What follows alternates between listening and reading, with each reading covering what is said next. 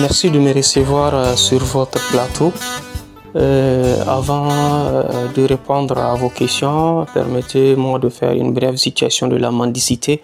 La mendicité au Niger est un phénomène social complexe et en expansion également, fortement lié à la pauvreté, à l'insécurité alimentaire, au chômage et à certaines pratiques socio-culturelles. Elle concerne divers groupes, notamment les enfants talibés, les femmes, les personnes âgées et les personnes en situation de handicap. Dans nos grandes villes comme Niamey, Maradi ou Zander, où le phénomène est très visible, souvent alimenté, n'est-ce pas, par des dynamiques migratoires internes ou transfrontalières. En effet, lorsqu'un enfant est contraint ou encouragé à mendier dans la rue, surtout dans des conditions alarmantes, l'exposition au danger, absence de soins, malnutrition et violence, etc.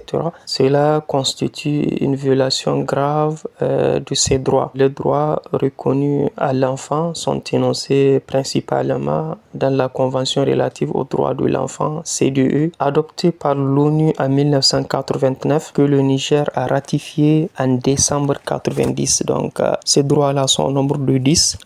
On a, exemple, droit à la protection, droit à l'éducation, droit à la santé, droit à l'identité, etc.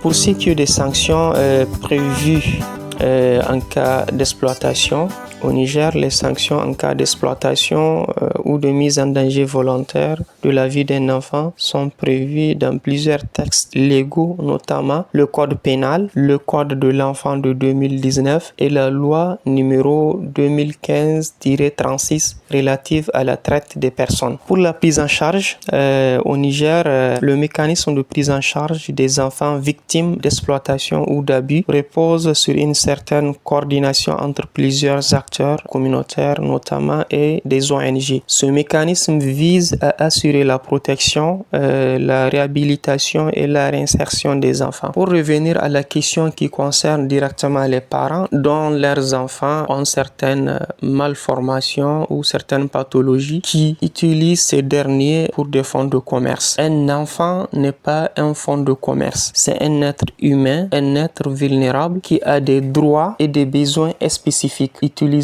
n'est-ce pas, sa souffrance ou son handicap pour obtenir de l'argent constitue une forme grave d'exploitation et une violation de ses droits. C'est une maltraitance au sens clair du terme, même si elle est motivée par la pauvreté ou la détresse. L'appel que j'ai à lancer, c'est un appel fort et urgent aux autorités de CNSP pour qu'elles placent l'enfant au centre des priorités nationales. Chaque enfant nigérien, sans distinction aucune, a droit à la protection, à l'éducation, à la santé, à une vie digne, sans violence, comme le garantissent la Constitution, le Code de l'enfant et les engagements internationaux du Niger.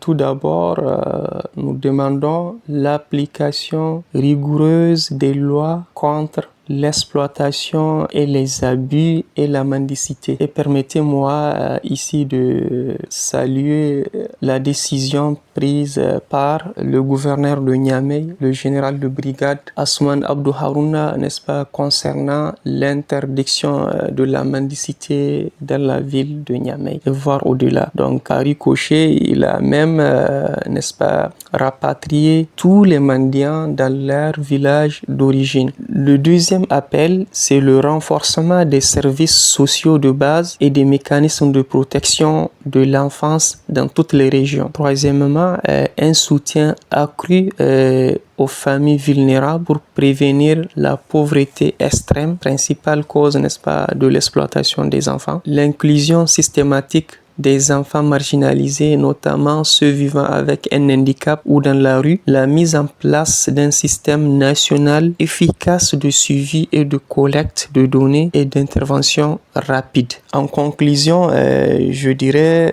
protéger, n'est-ce pas, les enfants, c'est protéger l'avenir de notre cher pays. Un pays ne peut se développer durablement en laissant ses enfants dans la rue, dans l'exploitation ou dans l'oubli. Donc, il est temps d'agir, de manière ferme, coordonnée et durable. Je vous remercie.